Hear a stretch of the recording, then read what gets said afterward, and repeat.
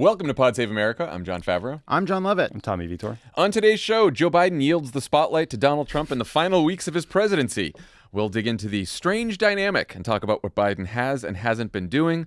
We'll also talk about the great drone mystery that's taken the nation by storm and Trump's promise to make daylight saving time permanent, which might not be such a crazy idea, according to noted circadian rhythm expert John Lovett. That's right. Then Congressman Khanna stops by to talk about collaborating with Elon Musk and Trump and how Democrats in the upcoming Congress should strike the balance between resisting and getting things done. But first, Donald Trump unexpectedly took questions from reporters Monday morning at Mar-a-Lago. As he usually does at these things, he talked about all kinds of shit without making too much news. But one thing that got a lot of attention, including ours, was his response to a question about lawsuits against media figures. We found out over the weekend that ABC News will contribute $15 million to Trump's post-presidency foundation and pay another $1 million in legal fees to settle a defamation lawsuit the president-elect brought against them. The lawsuit came after George Stephanopoulos mistakenly said on air that Trump had, quote, been found liable for rape in the E. Jean Carroll case, as opposed to mere sexual abuse and defamation. A reporter at the Monday Presser asked Trump whether he's considering expanding his legal strategy to include other media outlets that he believes defamed him. Let's listen. I think you have to do it because they're very dishonest. You're going to be bringing one against the people in Iowa, their newspaper, which had a very, very good pollster who got me right all the time. And then just before the election, she said I was going to lose by 3 or 4 points, and it became the biggest story all over the world. That was the Des Moines Register, and it was their parent. And in my opinion, it was fraud, and it was election interference. And we'll probably be filing a major lawsuit against them today or tomorrow.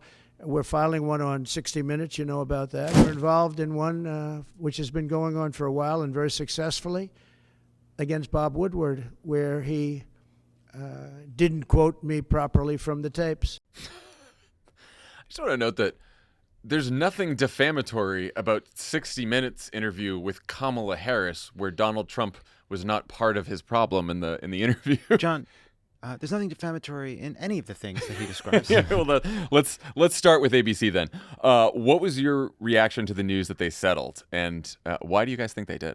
I was surprised by how mad and disappointed I was when I saw it. I couldn't believe it. I thought I must be missing something to see them settle. This is Disney we're talking about. Now, you might remember Disney famously tried to avoid facing consequences when someone died of an allergy at Disney World by claiming that in the Disney Plus terms of service, they'd been indemnified. I did not remember that. Disney has lawyers. They are famous. They are famously brutal lawyers. Yeah. And so to see them capitulate in this way, and by the way, if I got any of that wrong, Disney, I'm sorry.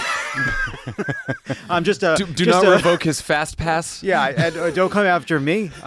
Don't come after me. But like Disney knows how to fight a frivolous or false lawsuit if it wants to, and it is choosing not to in this case, and that is very disappointing. And especially in a defamation suit against a public figure, not just a public figure, maybe the highest public figure when it comes to sort of like the political milieu. No, obviously the highest figure, the president of the United States, the incoming president. You are supposed to have a lot more wiggle room when you're talking about that person. You have to prove there was actual malice in what you said. And George made a mistake. He said that Trump had been found liable for rape when it was actually sexual abuse. Do you offer context there? Well, that is like, even that I think is being so like generous towards Trump interpretation of what Stephanopoulos said, because yes, it is true technically that it was for sexual abuse and not rape. Even the judge in the case made a point of saying this is a narrow legal definition, and by the common use of the word rape, it could apply in this case. And so there's an argument to be made that this isn't what Stephanopoulos said wasn't even incorrect. His interpretation of the conclusion of the court is that it was liable for this, even if the technical legal wording might be different. So like it is all eminently defensible. Yeah.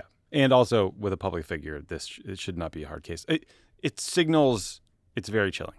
It signals that there's some momentum behind all these cases. It signals that there is this, I don't know, there's this evidence, like we're seeing all these pieces of evidence that CEOs and corporations are preemptively bowing down to Trump. It's Mark Zuckerberg cutting $1 million check to the inauguration of Tim Cook having dinner with Donald Trump. Ted Sarandos is on his way there now, too, to Mar-a-Lago to meet with him. Yeah, and look, I think, I think this is probably going to have a lot of news outlets worried, and this would be unthinkable outside of this context, that a news outlet would settle for $15 million, given the context we just talked about, how what Stephanopoulos said was completely defensible and how Trump is a public figure. It's very worrisome. So I dug into this just to see if I was missing something about the case. So what happened is Trump said that the damages were too much money and he shouldn't know that much because he didn't rape her, is what that was his contention when he filed a second suit. Judge Kaplan said, "The finding that Ms. Carroll failed to prove that she was raped within the meaning of the New York penal law does not mean that she failed to prove that Mr. Trump raped her, as many people commonly understand the word rape. Indeed, as the evidence at trial recounted below makes clear, the jury found that Mr. Trump, in fact, did exactly that." That then led to a Washington Post headline that said, "Judge clarifies, yes, Trump was found to have raped E. Jean Carroll." Then Stephanopoulos does the interview with Nancy Mace, where he said, he was found to have raped her. And Mace says no, and they go back and forth. And George says, let's put up the Washington Post headline on the screen. So with all that in mind, the standard of actual malice is you need to, 1, make a demonstrably false statement of fact, 2, know that the statement was false, or either know that it's false or had reckless disregard for its falsity, and 3, damage his reputation. I got to tell you, 2 and 3. Well, that's the thing, is it's like, A, it can be interpreted as being accurate.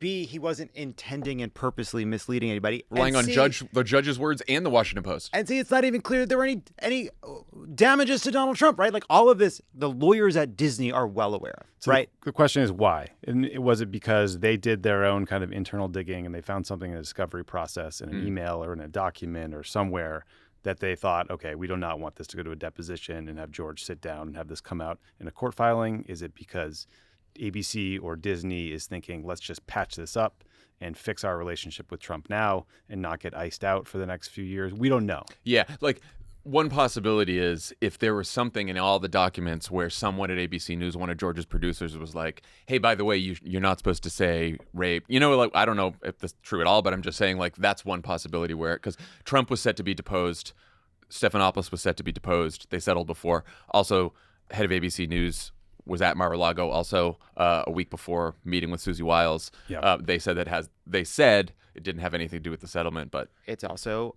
it's a charitable donation. They're going to write some of it off. It would have cost them millions of dollars to defend the suit, right? Like, the delta between the big $16 million, because he's going to pay $1 million for the legal fees, right? The delta between the $16 million they're going to spend versus the millions they'd spend if it went to court, plus the cost to their reputation of fighting this in public, the damage, right? Like, I'm sure they're thinking about all of that. But there was a time when news organizations understood that they had an obligation to the public, and by the way, to their own journalists, that they know that even if they make a good faith mistake, which can happen, that they will have lawyers behind them defending them, because people are allowed to get things wrong without the threat of a lawsuit. We have really good, that's a great thing about the First Amendment and the way we do defamation in this country. You have to prove malice. Yeah, and look, I think you could make an argument that it was the best business decision for Disney because it's chump change to them. But what happens when you are a journalist or a media outlet that doesn't have ABC's resources, doesn't have which has the backing of Disney, right? Also, the New York Times reported over the weekend that Trump, Pete Hegseth, Kash Patel have threatened other journalists and pundits with defamation lawsuits, including the New Yorker for their Pete Hegseth story that ended up going to print anyway. And, for Patel, it was Olivia Troy, former Trump administration official who was on TV, who said something about him that he was lying or something like that.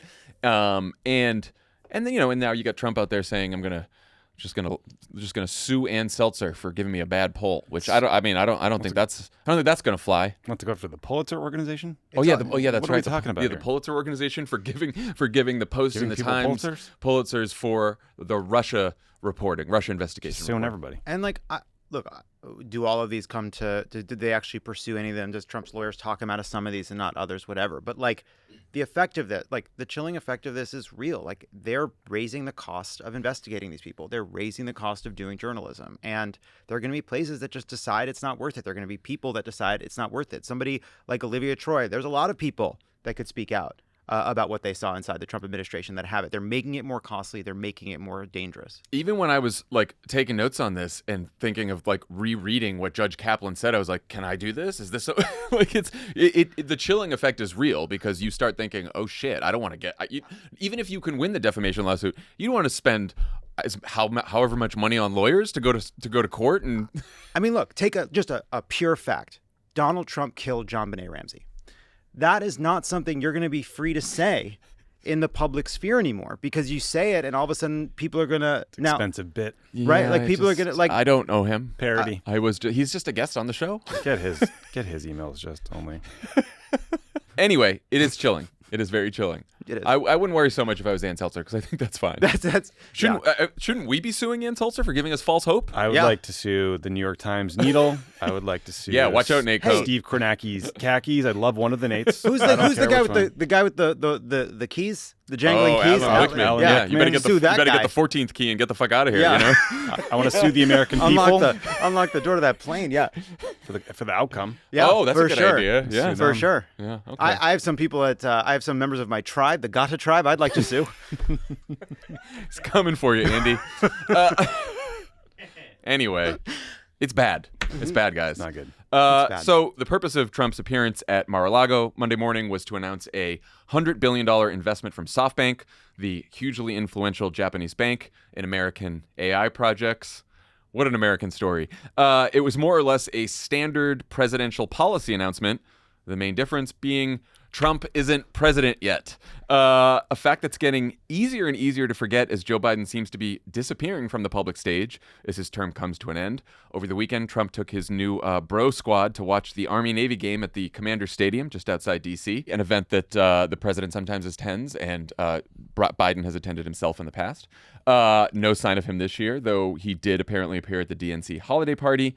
The White House put out a memo on Sunday hinting that in the coming weeks, Biden will be announcing more pardons or commutations, doing more to protect federal land, and trying to forgive more student debt, rein in AI, and award more CHIPS Act and IRA money. It's funny to be like, Liz Cheney's like, no, yeah, protect the land. Gotta keep those trees safe.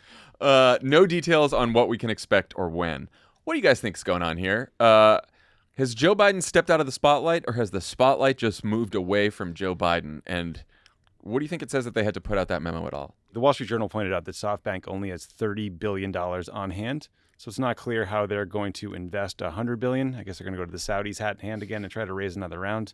But that's not going to be easy because the SoftBank Vision Fund 2 included WeWork and a bunch of other companies that basically went bust. I watched the SoftBank CEO speak, and it is this sort of funhouse mirror version of a presidential announcement because, yes, as you noted, he's not president. But in the past, when there's been a major announcement and it did involve a private sector figure speaking, they would speak about how great America is and how important it is to be investing in the future of this great country.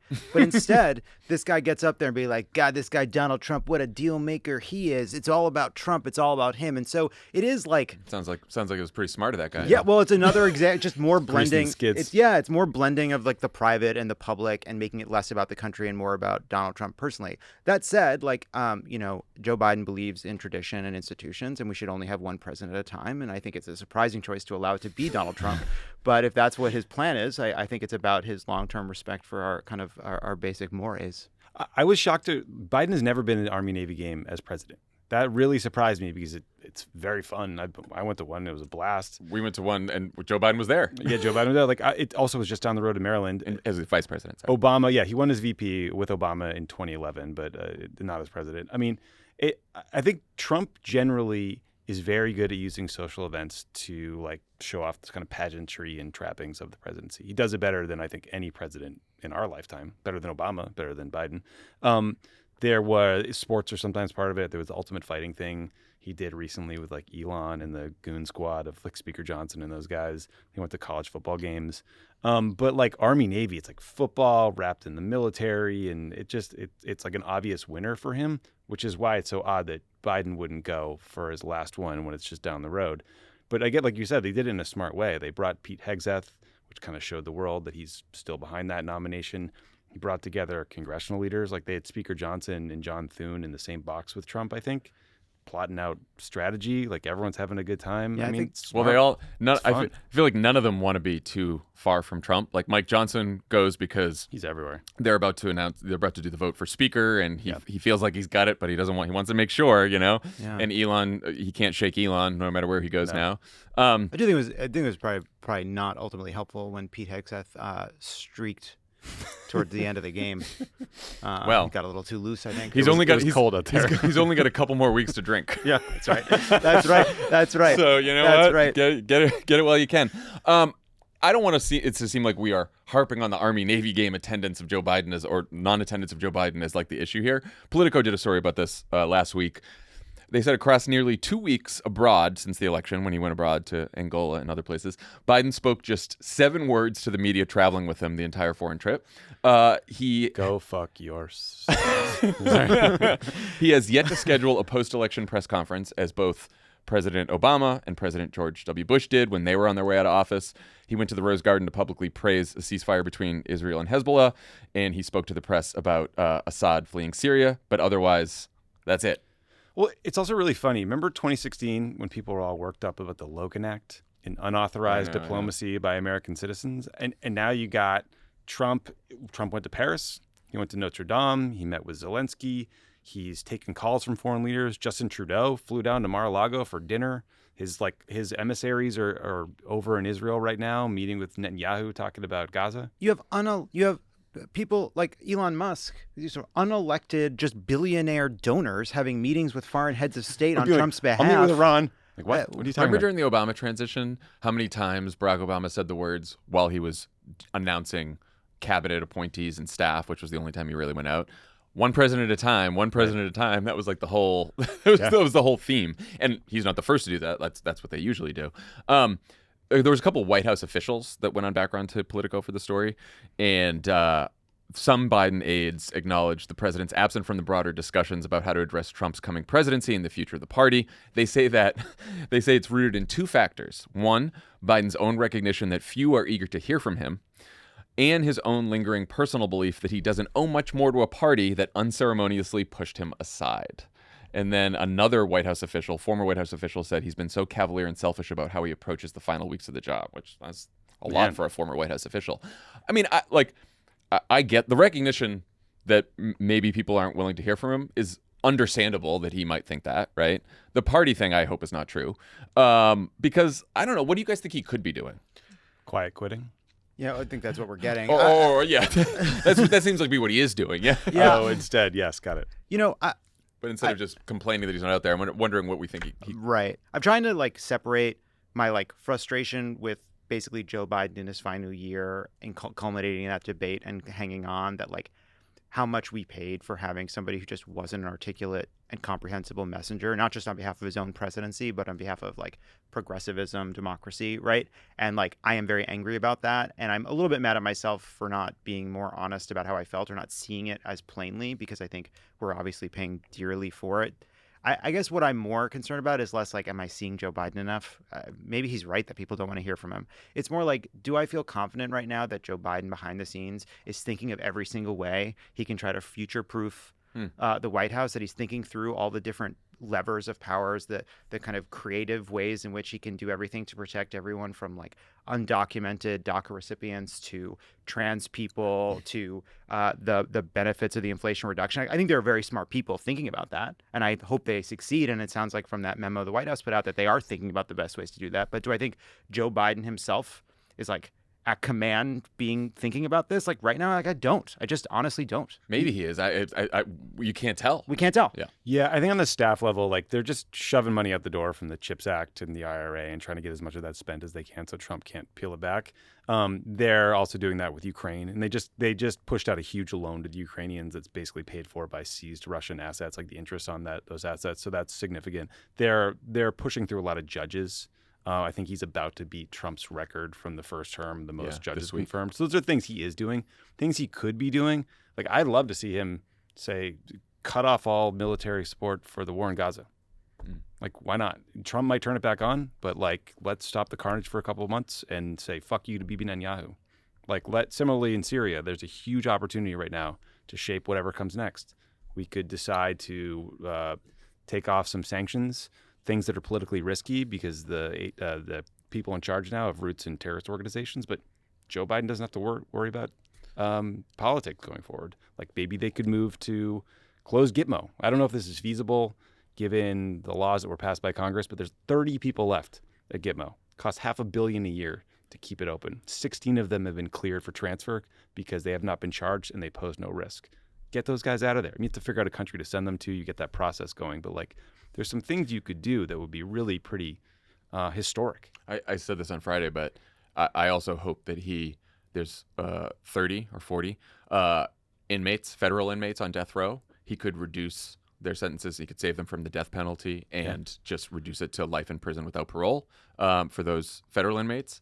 And just more broadly, like he could be giving a series of speeches or press conferences where he talks about the importance of defending democratic institutions, which was I know that's not a political winner, but it was important to him for his presidency. It seems to be and also he more specifically, he could talk about, like you were saying, Lovett, actions that he's taking to do that. Now, maybe he still may do that, right? Like, if he does, wonderful, we'll be the first to praise him. But it's just, it's odd that, he talked about Donald Trump being an existential threat to democracy for so long.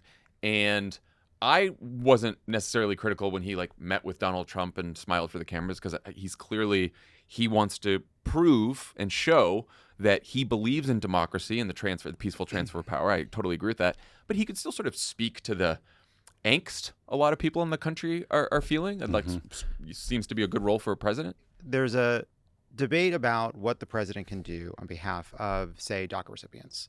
And there are some legal scholars that assert the president can use the pardon power, even though immigration violations are civil, to pardon DACA recipients or undocumented immigrants more broadly. There's some people that say that would create problems. There's a debate about whether, because it's never been used in that way, but whatever. There's lots of ways in which presidential, then you use it, you assert it, right? Is there a debate right now about whether President Biden can pardon DACA recipients? Is he asking about that and others are saying no? Are people coming to him with that and he's not sure? Right? Is that debate unfolding? I have no idea. That seems like that would be a good question for someone to ask in a press conference. Right, right. But this is, I think, right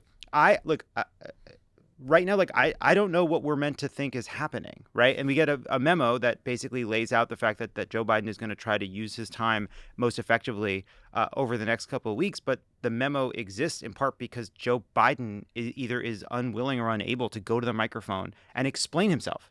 Yeah. Yeah, I mean, there's just so much space on foreign policy. So much foreign policy is bound up with stupid politics, especially in Florida. Obama tried to take a bunch of steps to normalize relations with Cuba. Trump wound them all back. Biden kind of went halfway to the Obama position. Why not just get rid of the stupid sanctions on Cuba or normalize relations in some way or allow travel or remittances at the maximum level possible? There's all these things you could do that really would be historic and important. And when you're unencumbered by politics, why not? Run through the tape. Agree. Speaking of the pardon power, Dan and I praised Biden on Friday's show for the single largest act of clemency in modern history. But over the last few days, we've all learned more about the big batch of commutations that the White House announced last week.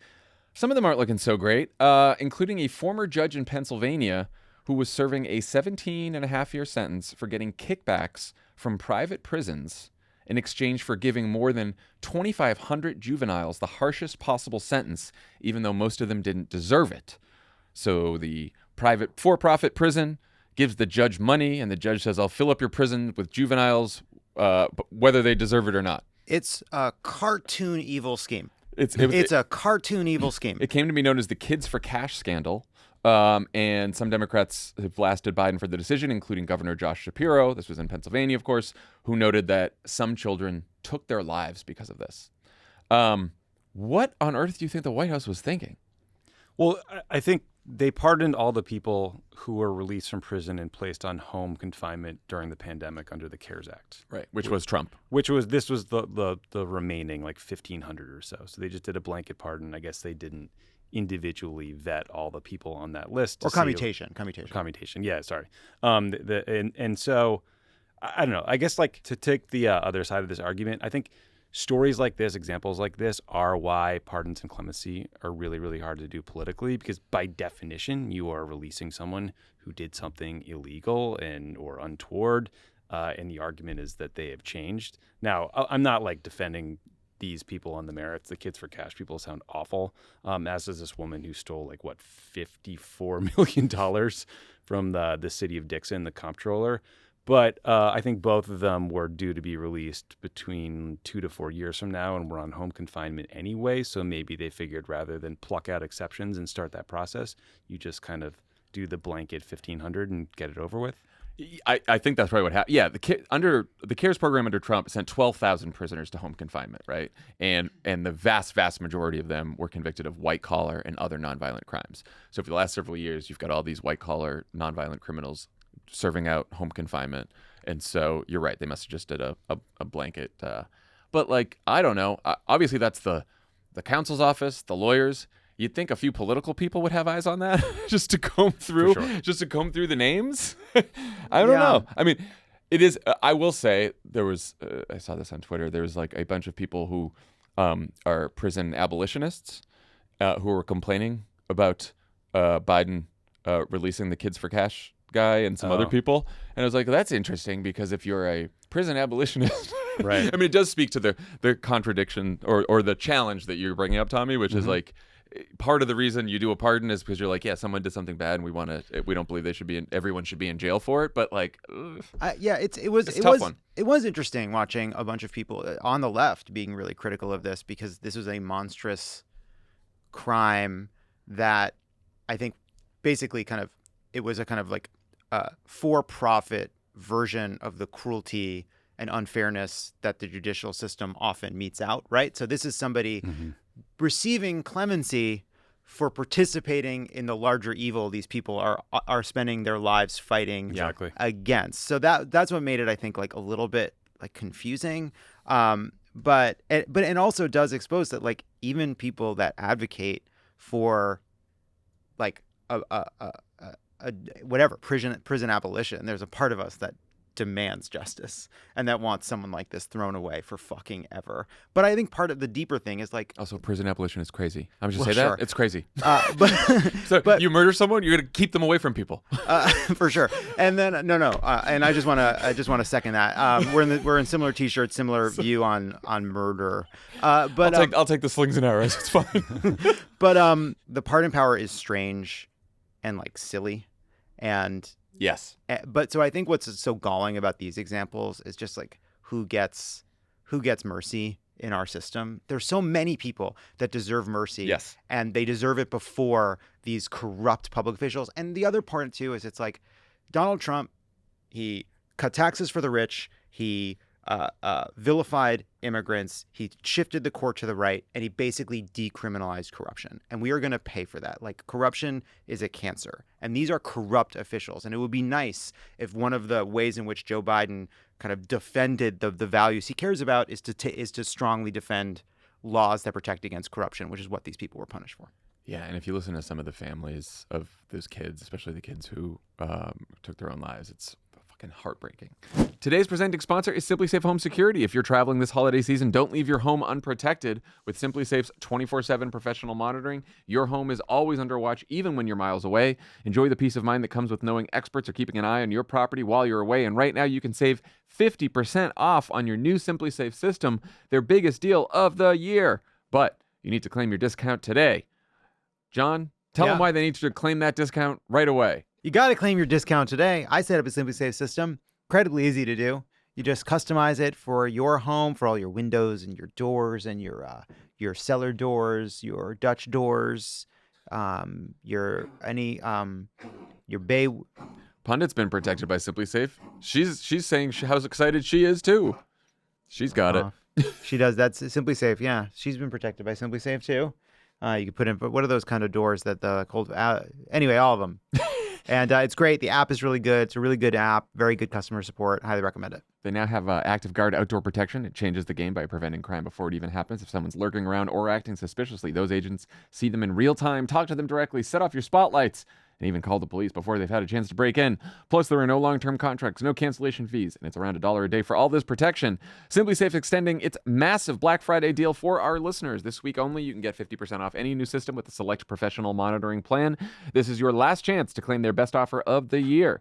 Head to simplysafe.com/crooked. That's simplysafe.com/crooked. There's no safe like Simply Safe. Pod Save America is brought to you by Aura Frames. Isn't it funny how the people we love most are often the hardest to shop for? Luckily, there's one gift that everyone on your list is sure to enjoy, an Aura digital picture frame. It's named in the #1 frame by Wirecutter. Aura Frames makes it incredibly easy to share unlimited photos and videos directly from your phone to the frame. And when you give an Aura frame as a gift, you can personalize and preload it with a thoughtful message and photos using the Aura app, making it an ideal present for long-distance loved ones. Aura Frames are great. Huge fans. It's a great gift. You can put all kinds of pictures in there of your family, and we're gonna load up a frame to give to Tommy. Yeah, for him to give to his family. And it's going to be a surprise for him because he's probably not listening to this. He's not listening to this. Yeah, and they're gonna be all above board. Every one of those photos, just family-friendly photos. This is a family-friendly product from a family-friendly company, and they're gonna be family-friendly photos. Family-friendly photos, 100%. And that's the truth. Save on the perfect gift by visiting auraframes.com to get $35 off Aura's best-selling Carver matte frames by using promo code CROOKED at checkout. That's auraframes.com, promo code CROOKED. This deal is exclusive to listeners, so get yours now in time for the holidays. Terms and conditions apply. So, Kamala Harris was at the DNC holiday party too, where Biden told her, quote, "Mood was festive, I'm sure." Biden told her, quote, "You're not going anywhere, kid, because we're not going to let you go." Okay. We haven't really touched on this on the Speaking pod. of home confinement. What are we talking about here? What do you guys think Harris's next move should be? There's a couple stories. There's one in the Washington Post. There's one on CNN about how she's just trying to decide right now between, according to her advisors that talked on Background, whether she will run for governor of California in 2026 or not run for governor in 2026 and run for president in 2028. And it is unclear right now which way she is leaning. And I guess there could be a third option, which she doesn't either. Yeah, I'm interested in that third option. Well, no, I'm just curious what it is. Can I just be curious about what it is? I've said my part. Tommy? I mean, if I were her and I really wanted to stay in public service, I would run for governor. I think you are almost guaranteed to win that primary. It's a huge job.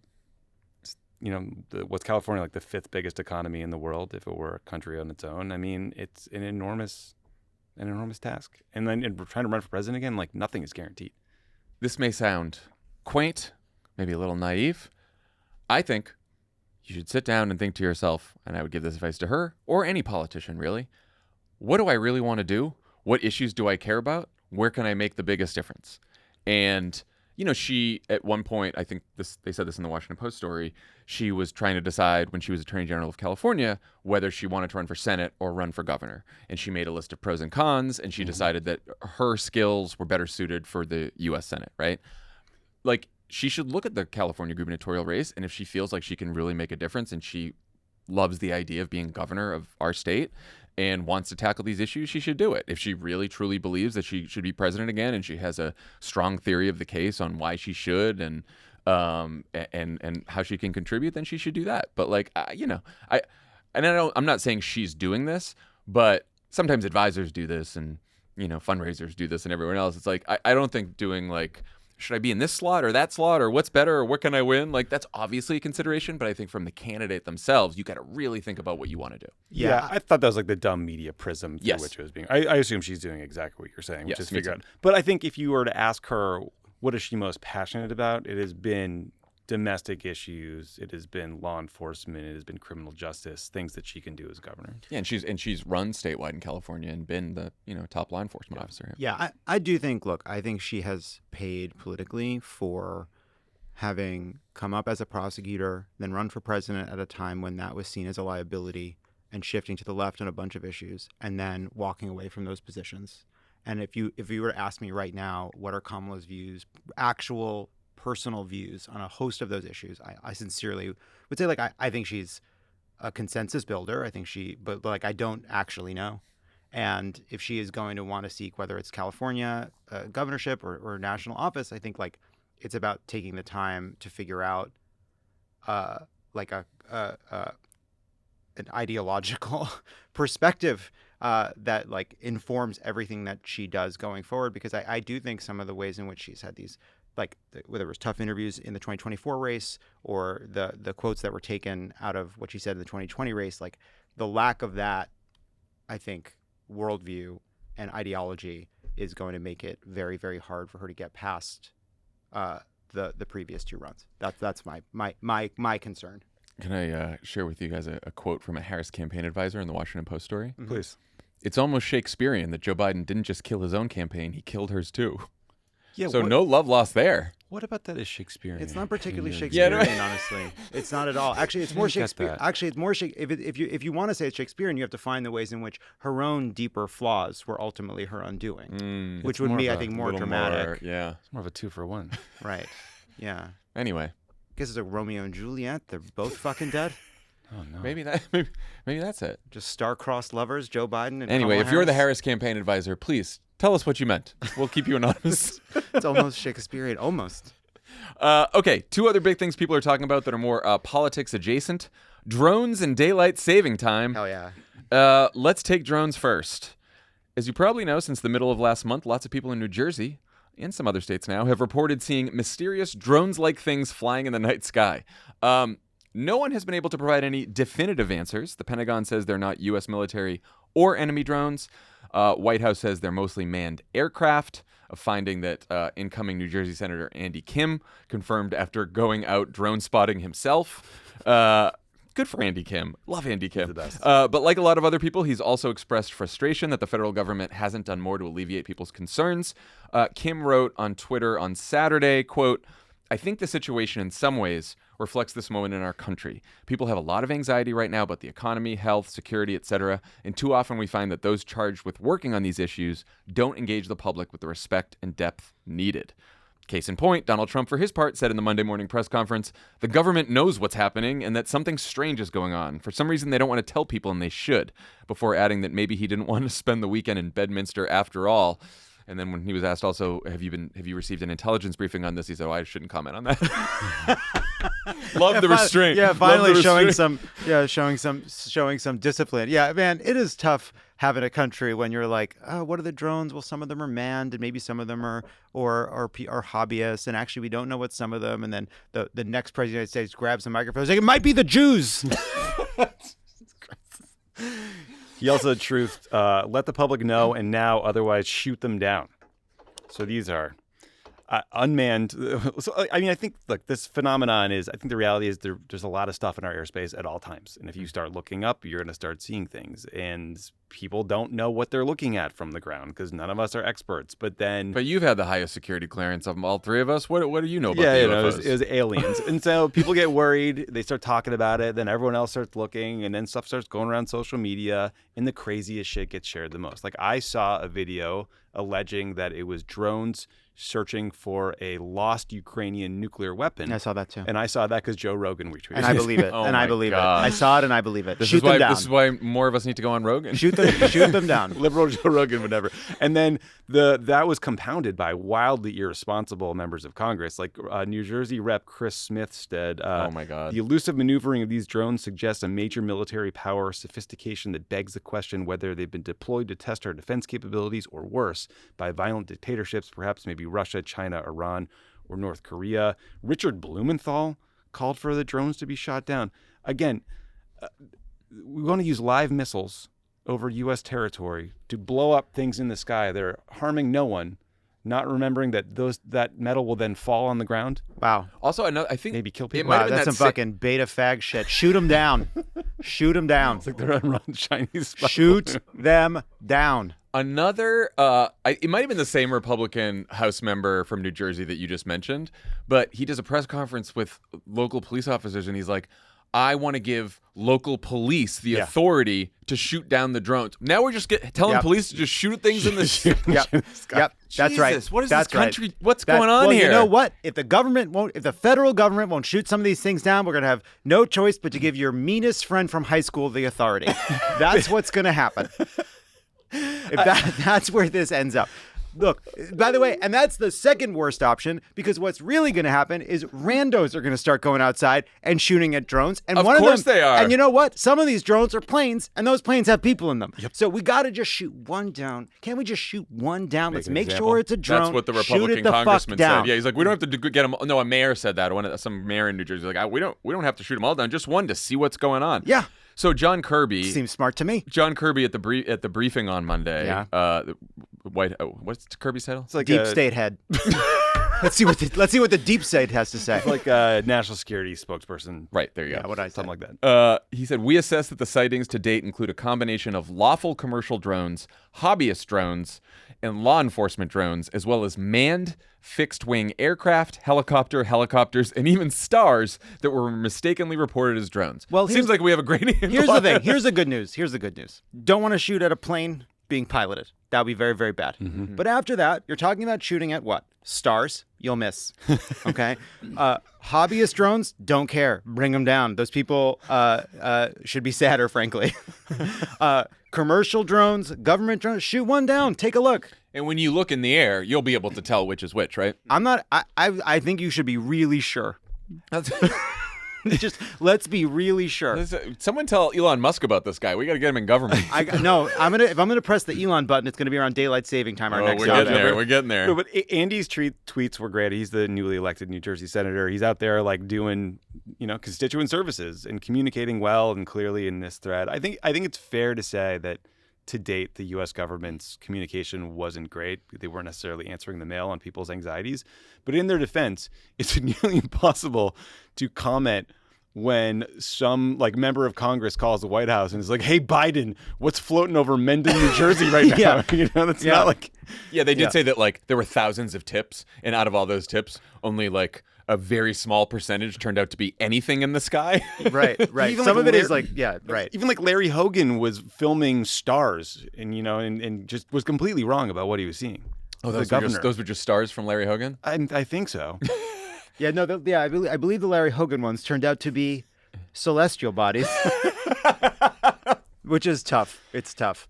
People are losing their minds. Look, I love a good mania. It's a pleasure. It's a pleasure. People are losing it out there. I also do like Andy Kim being like, I think it's economic anxiety. It's like, okay, I'm with you. I'm with you to a point. Speaking of mania that has you losing your mind, daylight saving time.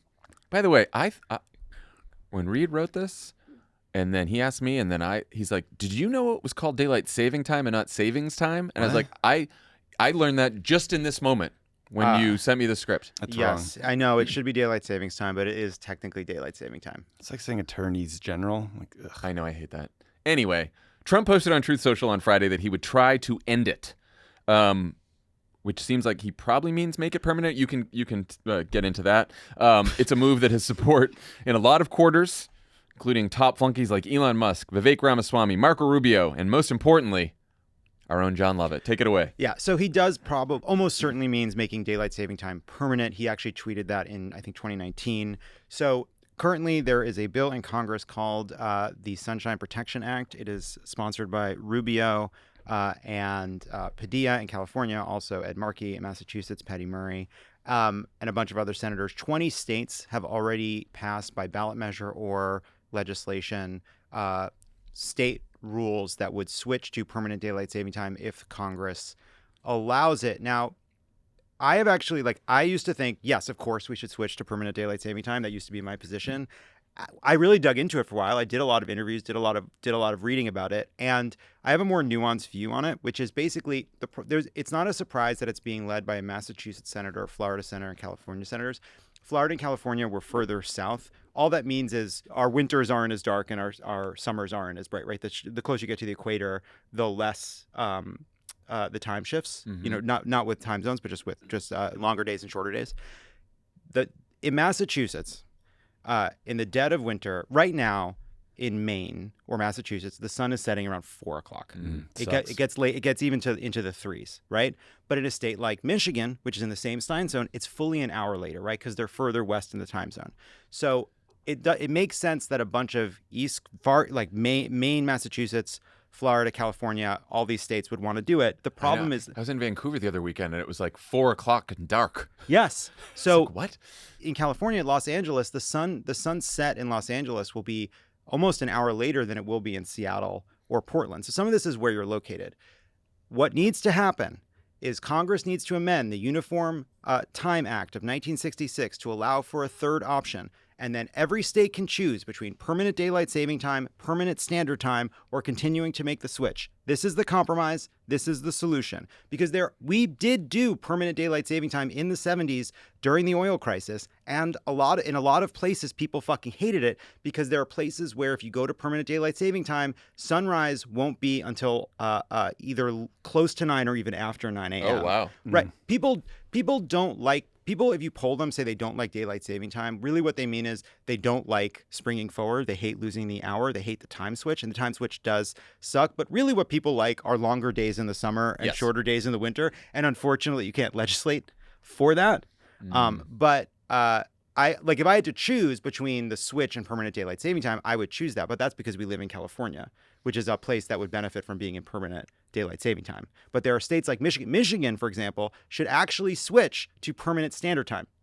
Because in Michigan, in the summer, the sunset is so late. Is it possible? Can a possible solution be that some Yes. Because in practice, right, I think a few states would continue to switch. If you passed the Rubio Markey Murray bill, then everybody's going to be on permanent daylight saving time. But if you passed a law that just allowed states to choose between, just add the third option, letting them choose permanent daylight saving time, about 20 states, their laws would go into effect.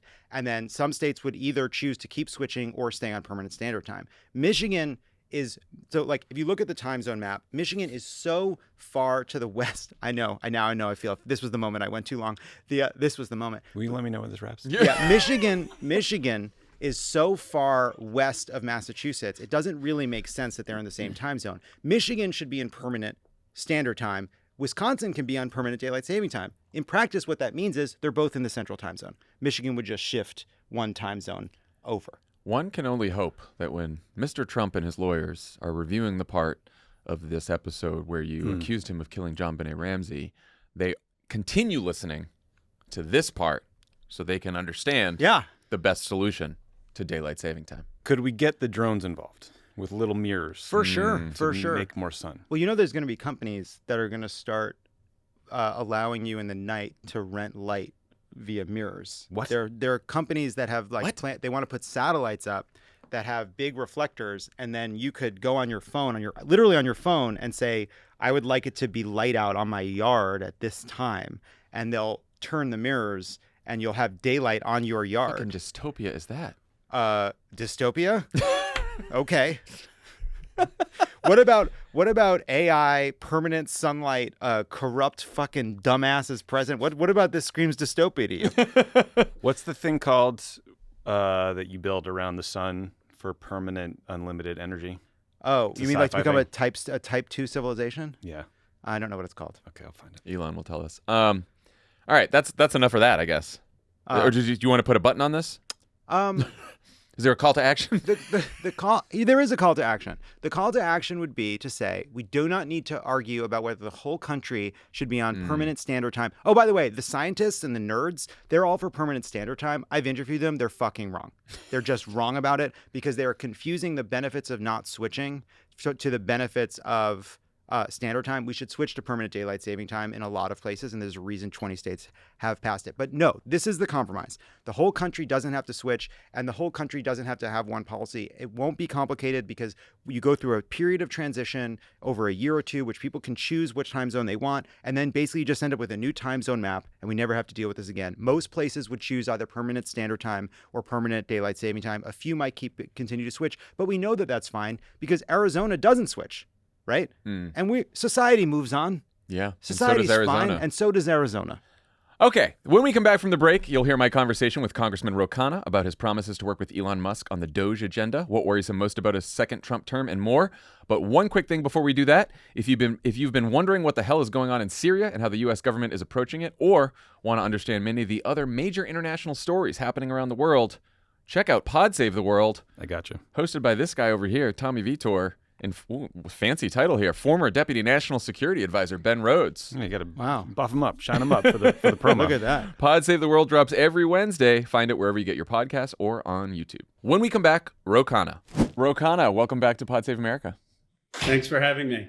So you've been out there a lot since the election, and I want to start by asking about your approach to politics, which seems to be more economically populist than most Democratic politicians, but also more willing to talk and work with people Democrats disagree with, whether it's Republicans, Fox News, Elon Musk. I feel like that overall approach is popular with most voters, but a harder sell with left-leaning politicians, pundits, activists, and otherwise very engaged liberals and leftists who help drive the debate. The people who favor reaching out to the other side usually aren't that into economic populism, and the progressive populists aren't that into reaching out to the other side. How do you break through all that, and how did you arrive at this approach? I don't know if I'll be successful in breaking through. I often get criticized when I do reach across, but I'll tell you where the approach comes from, my guiding principles. One is substantive, right? So I think you need a whole of society approach to actually tackle economic inequality or the deindustrialization of places. You need, of course, people who are going to be activists and talk about the role of government. You need, in my view, community leaders. You need labor. You need business leaders. You need venture capitalists. You need technology leaders. And that's the only way you're going to be able to build the new industry, the only way you're going to be able to have economic revitalization. And so that approach is not novel. It comes from a view that that's what FDR did in the New Deal. It's what Hamilton did. And so partly what some see as a contradiction, how is it that I'm advocating for a higher minimum wage and Medicare for all, and yet want business leaders and technologists, I see as a coalition that is going to actually help achieve the goals of economic revitalization. The second thing in principle, and then is humility. I don't think that I have all the right answers. I think, again, this idea of democratic experimentalism, that you try things, but you know that there are people who may push back. Sometimes I tweet things out. People say, oh, you tweeted it out and you were wrong. I was like, okay, I'm thinking out loud. I probably shouldn't think out loud as much online, but not every idea I have is the truth. And I have a humility to say, when you test your ideas out, maybe they'll get better. I've heard you say that when it comes to Elon Musk, Democrats have to get back to celebrating entrepreneurship and innovation because the average American thinks it's pretty cool that someone like Elon can send rockets into space. I take that point. I think Elon is clearly smart and successful in certain areas. And I have plenty of liberal friends who can't understand why I don't really like him. But I just wonder if we can be a party that praises entrepreneurship and innovation and also recognize that Elon just hasn't had some bad tweets. He said that, the theory that Jewish communities push hatred against whites is the actual truth. He just recently said Democrats are the party of criminals, accused us of importing voters, accused us of wanting to take people's kids. It just feels like all of that goes beyond policy and political disagreements. I know you've known him for a long time. What do you think happened to him, is going on with him? Where do you come down on all of this? Well, some of those statements are totally indefensible and atrocious. And he knows I think that. I think I've been quoted as saying sometimes his tweets were like a seventh grader, and someone said that's being charitable to seventh graders. So I have no problem with people who are criticizing Elon Musk legitimately, criticizing either the things he said, criticize the idea that he spent $200 billion on an election, and they see that as a symbol of how broken the process is. I mean, I've said we shouldn't have super PACs, and he's kind of been the symbol of that. Criticized him saying that he should have financial disclosure and transparency. I think that's legitimate. But the biggest criticism, which I've had arguments with Musk about, is my view is that the two biggest successes he had was made possible by the Obama administration. Not just because I worked there, but literally the President Obama with the Treasury gave him a loan that saved Tesla. I mean, that was a Treasury loan. And Ash Carter, working for President Obama, allowed him to bid on Lockheed and Boeing's ULA project. It was the Obama administration that disrupted all of that and that allowed it to happen. And he never gives them credit. And I've argued with him that, you really were the beneficiary of a lot of government investment. And why it matters is not for Elon to say it just for Elon, but it has this view that, you can just be an entrepreneur and that's what's fueling America. No, what's fueled America is the combination of very strong, smart, effective government combined with entrepreneurship and unions and labor. And I think he misses that story of that part. So, there are a lot of places I disagree with you. My only point was that I think sometimes our party doesn't realize that there is a role also for entrepreneurs and technologists to play a part in economic revitalization. Now, I don't think that's DOGE. It wouldn't be in my top 5. If Kamala Harris had won, I would have said, have Elon Musk figure out how Intel could build factories here. But there is a role for business leaders. On DOGE, I like your idea of trying to work with Musk and the Republicans on that commission. Have you and other Democrats thought about proposing your own list of budget cuts and government reforms that Elon and Trump and the Republicans would then have to respond to? We have. I wrote an op-ed, and we're going to convene a number of Democrats probably in January to talk about what some of those cuts could look like. Let's start with the big buckets in government. The big bucket is Social Security, Medicare, Medicaid, which I don't think there should be a dime cut. And Trump says there shouldn't be a dime cut. Okay.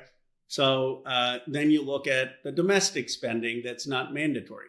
56% of that is discretionary defense spending. It's defense that really, if you want to look at making a dent in the federal budget, it should be examined. And there are plenty of places there that we can have reasonable cuts. The F-35 with Lockheed, that's gone $200 billion over. The sole source contracts that lead to cost overruns by Boeing or others paying $150,000 for soap dispensers, the lack of competitive bidding. And you just have to watch 60 Minutes in one of these documentaries or segments to realize what we can cut. And my hope is that we can start there. Now, people who say, well, you're legitimizing DOGE. I mean, DOGE is going to exist, whether Democrats participate or not. What legitimized DOGE was Donald Trump winning the election. And I rather that we focus the attention on places like defense rather than have Elon go try to cut the Consumer Financial Protection Bureau. And if he tries to do that, I'll be the first person to blast him for that. And, that's one other thing, I guess, with Musk or others. I mean, sometimes just because you're working with someone doesn't mean that you can't criticize them. Just because you're going on their podcast doesn't mean you can't say, that's a really dumb idea. I think we can do both. We don't have to kiss up to someone to engage them.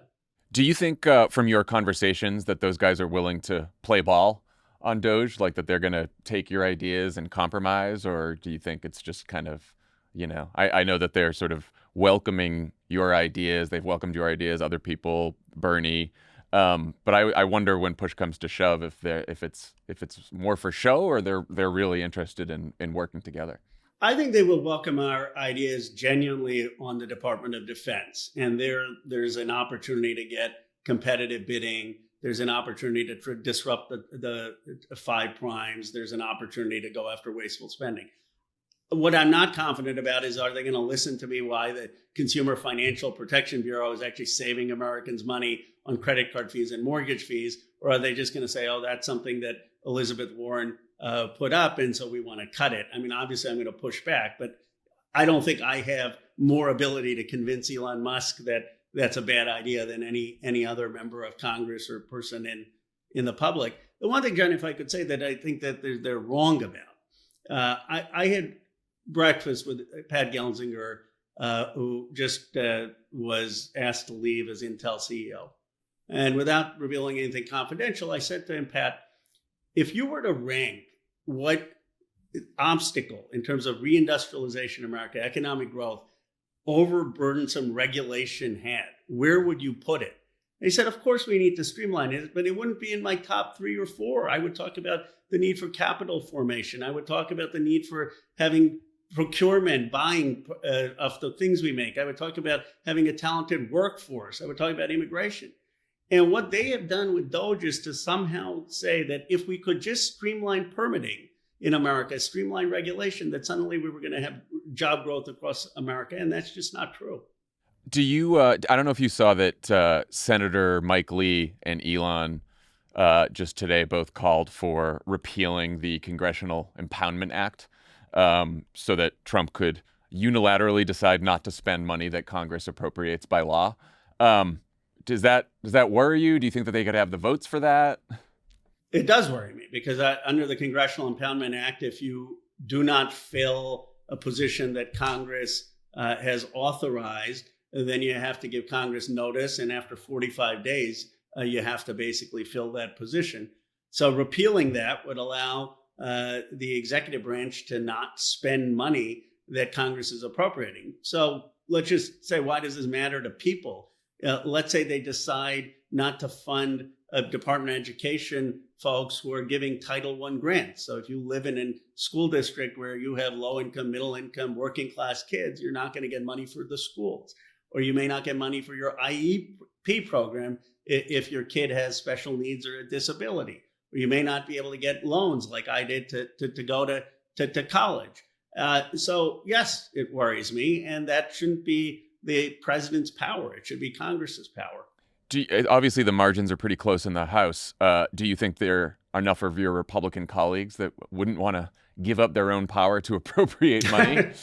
I say the Republicans have made the entire Federalist Papers theory not work, because the whole Federalist Papers were like, yeah, the Congress is going to look out for their own power. They would never give up power to the president. Why would they do that? And they weren't counting on the modern Republican Party in alliance to Trump. No, I can't say anything for sure. I wish I could tell you that you're going to have enough members of Congress who wouldn't do that. But this is where I do think the agency of people watching your show matters. When people mobilize, when they speak out, and when they say that why this matters to their lives, then members of Congress and senators do pay attention. And we blocked a lot of overreach by Trump in the first administration, when he was trying to separate kids from their families, when he was trying to have a blanket Muslim ban, when he was trying to overturn the Affordable Care Act. And so if people start to say, look, we don't want our kids to lose education or whatever the issue is, and it's not just impoundment as an abstract, then that's our best chance of stopping it. What worries you most about a second Trump term? That they would put Jamie Raskin in jail, or absent that they would have investigations of people like Raskin, that they will intimidate dissent in this country, that they would make people fearful of criticizing the president. Can American democracy survive that? Absolutely. Can Democrats win in 2026 and 2028? Yes. But will we have significantly degraded American democracy if that happens? Yes. And the cost is enormous. Yeah. And do you think that do you have faith that the judicial system, as conservative leaning as the Supreme Court is, will act as a bulwark against that? I like to have faith that it would prevent the worst cases of miscarriage of justice, but you can do, as you know, John, a lot of harm to people in the process, short of someone actually going to jail. You start an investigation, you make someone's life hard, you have them hire lawyers, you have them dragged in front of committees. And then it's not just destroying a person's life or reputation, the chilling effect that has to other people to pull punches. And you start to do that to the media. And you start to, now they're thinking of suing Ann Seltzer for a mistake in a poll. I mean, come on, but you do that, and now are people going to say, well, maybe we shouldn't show Trump's approval ratings to be negative? If you start to sue journalists like they did with ABC, well, maybe, now we've got to be cautious in the words we use. And that, to me, is the irony for a party that believes in free speech. To be doing that is what's most chilling. And then on a human level in my district, when I think of the undocumented, I think of someone in my district, without mentioning her name, who's been there 21 years. She's got a daughter who's going to medical school in Southern California. She's a dental hygienist in Northern California. And she drives every morning, once a month, down to see her daughter, and then drives back up at night because she can't afford a hotel. And the reason she can't afford this is because she's been underpaid, because we haven't been able to have a legalized status. But to me, her life is the American dream. And now you're going to come and start to raid folks and deport folks like her. That's not the America my parents came to. That's not the America that I grew up in. And I don't think that's America. Is there a concern on the borders? Absolutely. Do we have to keep them secure? Yes. Do we want criminals not to be in this country? Yes. But people need to understand the sweeping way they're talking about going after the most vulnerable. And I don't care what the polls say. I believe that this country is better than that. I want to ask you about what healthcare looks like in the next 4 years. Last time Trump was in office, he tried to eliminate the Affordable Care Act. Probably doesn't have the votes to do that this time around, but he could certainly cut Medicaid, especially in a budget, and the ACA subsidies that you all expanded in the Inflation Reduction Act. He was just asked about the murder of United Health CEO Brian Thompson, which he rightly condemned, but he didn't say anything else about the need for healthcare reform or the anger people have towards the insurance industry. You've had some great ideas on how to prevent insurance companies from denying so many claims. You talk a lot about the need for Medicare for all. It seems like not only are we years away from any kind of reform, but we may be in a situation where millions of people are losing their health insurance and paying higher premiums over the next 4 years. What, if anything, do you think Democrats can do about that? Well, John, I actually saw a clip of yours on this that I thought was spot on. I mean, one can have the thought that murder is bad, that there doesn't have to be a but after that, that you can say that there's no justification for taking the life of a father of two people. And you can also say that for 20 years, people in this country have been talking about a healthcare system that's broken and that we need to make progress on giving people real healthcare. And so to me, a lot of the commentary is sort of is trying to pit one against the other. And I don't understand why. Why can't you have both of those thoughts? Now, you expressed it more succinctly than I did, but that is, I feel like that can be a consensus of Democrats across the spectrum in Congress and the Senate and our governors. And my view is that ultimately, the reason I support Medicare for all is because you're going to lower the administrative costs in the system. You have 2% administrative costs instead of 18%. Today, you have 1.4 million people who deny claims or accept claims, and only 1 million doctors. So a lot of those folks could be now working in other ways in healthcare to actually deliver healthcare services instead of denying or not denying claims. And you could negotiate the prices down if you had Medicare, as President Biden started to do with insulin, but you could do it on hospital fees. You could do it with drugs. So that's the North Star. Now, how do you get there? I think you get there first by saying, in my view, that private insurance should cover what Medicare would cover if the doctor is prescribing it. Maybe we could get a consensus on that. Maybe we can get some consensus on capping out-of-pocket costs. Maybe we get some consensus on the rate of premium hikes. But I think you can have a North Star and then work incrementally for progress towards it. Yeah, I wish I could say that I expressed it more succinctly or at least more compellingly, but a lot of people are mad at me for how I've talked about it. And, I've talking to some of our listeners about it, and I very much understand the rage and the anger towards the insurance industry. I totally get that.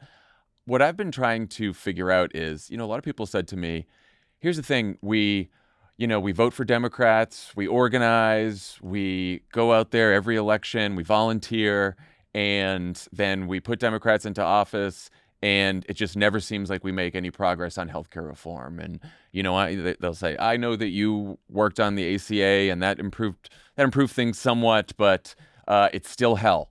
The insurance system is still hell, and I'm losing hope that we can make any kind of progress on healthcare reform. And that's why, I don't think people who, are celebrating the murder, or at least excusing it, shouldn't be the focus. The focus should be like, what are we going to do to change this system?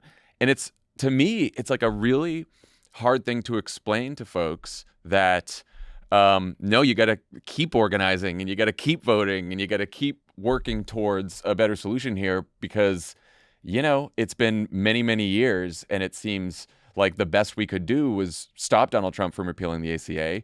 Joe Biden and the Democratic Congress, you guys beefed up the insurance subsidies, which is great. But clearly, there's a lot of pain and anger out there, and I'm sort of at a loss at this point what to tell people about the best path forward. Well, yes, there's pain and anger, but I think you can say that pain and anger has to be channeled constructively.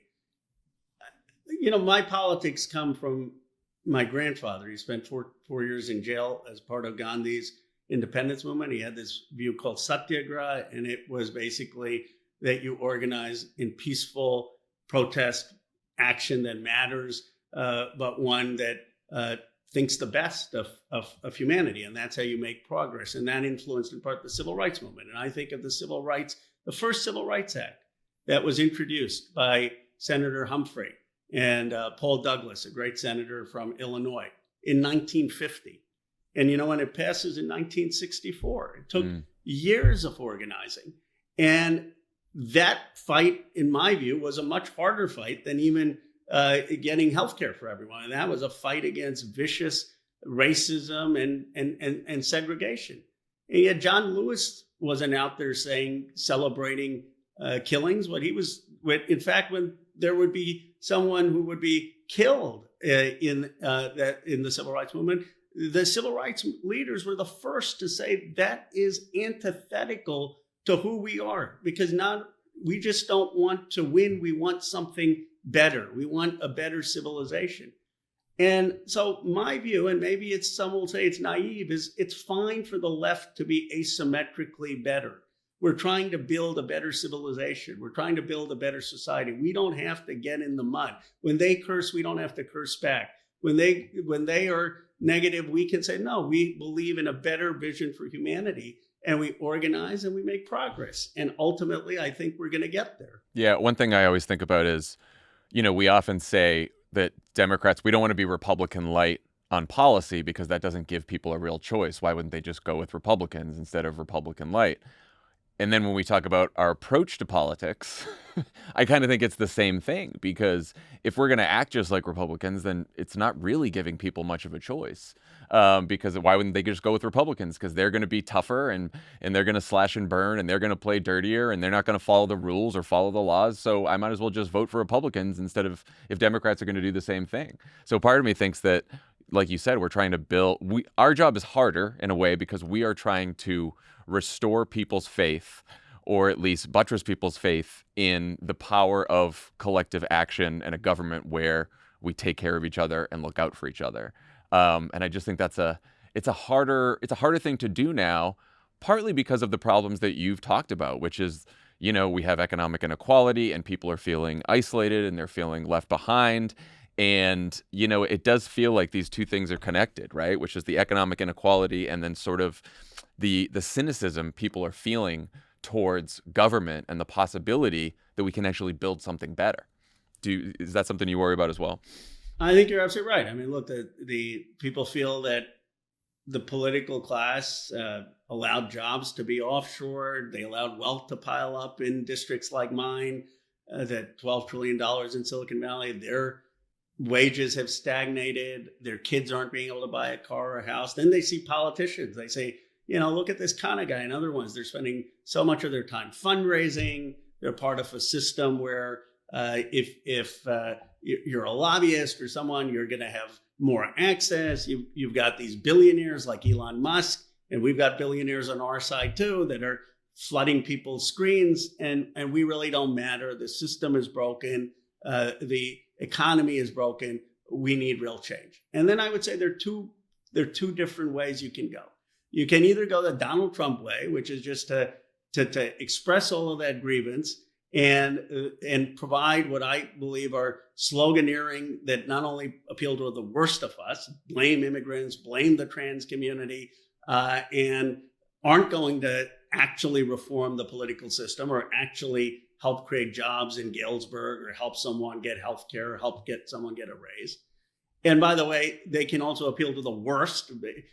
When has it become fashionable for politicians to curse? Like now it's like, oh, to prove our authenticity, you got to curse. You know why politicians didn't curse? It's not like, previous presidents didn't curse. It's that they said that in public, they wanted to represent the best, that they wanted to appeal to the highest aspirations. So they weren't going to go and talk in public like they would talk at a sports bar. And there was something to that.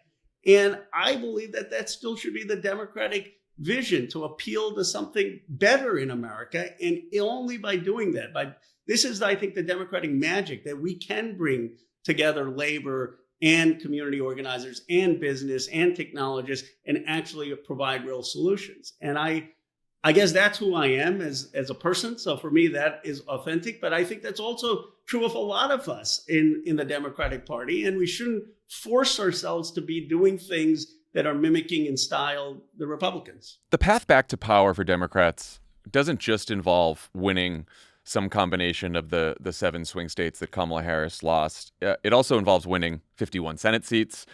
We currently have 47. If you look at 2026, a majority would require flipping Maine, which is doable, but then you need North Carolina, Ohio, Texas, and Alaska to get to 51. Wow. 2028, just as bad. You need Wisconsin, North Carolina, Alaska, the only real pickup opportunities. I wonder, what kind of Democratic candidate do you think could win in states like those, knowing that Sherrod Brown, one of the most successful, respected, progressive economic populists the Senate has ever had, just lost his seat? Sherrod was, other than losing the presidency, saddest with Sherrod losing. Me too. And, Me too. And what the crypto PACs, we had arguments with them because I've been relatively supportive of Bitcoin and crypto. But what they did in that state was awful. $40 million of spending. And I do think that made the difference. We had great candidates with Alyssa Slotkin and Tammy Bola and Ruben Gallego. I don't think there's one magic formula, but I think what they would tell you is they really went into the communities. They listened. They showed up. They built trust. They built a connection in those communities, and we need to do that in a 50-state strategy for the DNC. But I think that our best bet is economic. It's to say in Ohio, okay, look, your jobs have kept going offshore. There's no manufacturing in many of these places. Wages haven't gone up. You don't have health care. We have what I would say is a new economic deal, a real economic revitalization vision that is actually going to give economic opportunity to your kids. And you've tried the rest. Here's our real solution. And that to me is our best bet going forward with candidates who are going to be grounded in their communities. You mentioned 50-state strategy for DNC. Do you have a favorite candidate for DNC chair yet? I don't. I like Ken Martin. I like Ben Wickler. There may be others that emerge. I doubt I'm going to endorse in the process. I think they should play out. But what I'd like to see is their plans on how we're going to increase registration. The Republicans were out registering us in Pennsylvania and North Carolina, in some of these other states, how they're going to make sure that They're discouraging super PAC money, at least in Democratic primaries, not in a general election, but in the Democratic primaries, and how we're going to get rid of corporate money coming into the DNC, because I don't think we need it. I think we can build without it. Congressman Ro Khanna, thank you as always for joining Pod Save America, and come back soon. Appreciate it. Take care. Thank you. That's our show for today. Dan and I will be back with a new show on Wednesday. Bye, everyone.